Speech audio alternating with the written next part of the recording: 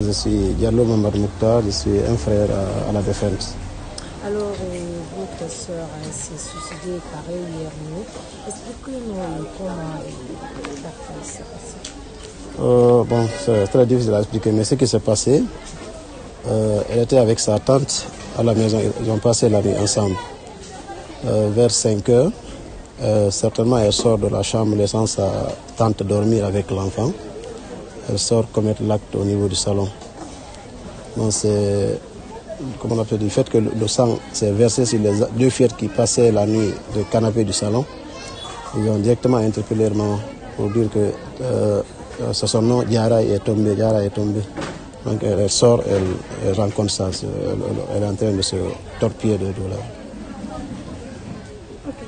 Elle avait une maladie ou des antécédents psychologiques ou pas? Mentalement, elle n'avait pas de problème.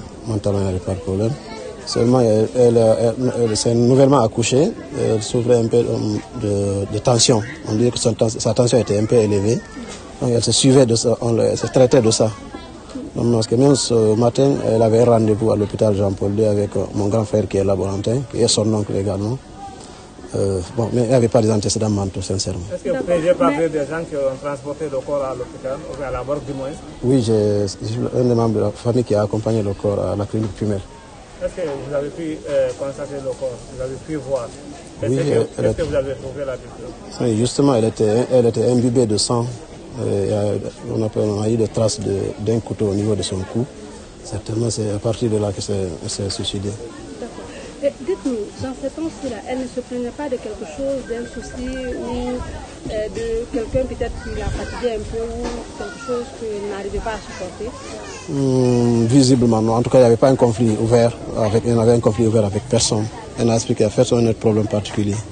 Okay. Personne. Elle ne s'est pas plainte de quelque chose durant toute la semaine après son accouchement? Sauf la douleur dont on parle pour l'accouchement par rapport à la tension, parce que là, parfois, elle avait du mal à marcher.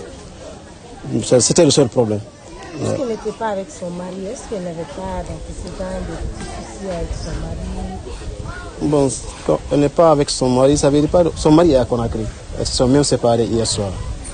C'est pas parce qu'elle ne vit pas ensemble. Elle était là avec son mari aussi. Son mari, les deux, leurs mères sont de même père même. Donc c'est son frère aussi. Donc il n'y avait pas de problème sincèrement. Alors elle a combien d'enfants? C'est son premier enfant. Okay. Elle avait quel âge? 20 ans. Elle était avec qui à la maison? Sa tante, jeune sœur de sa maman.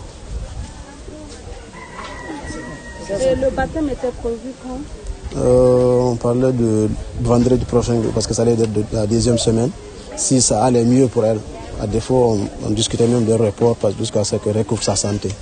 Est-ce qu'elle a eu cet enfant avec ses armées? Non, pas parce que par voie basse qu'elle a eu. Voie basse.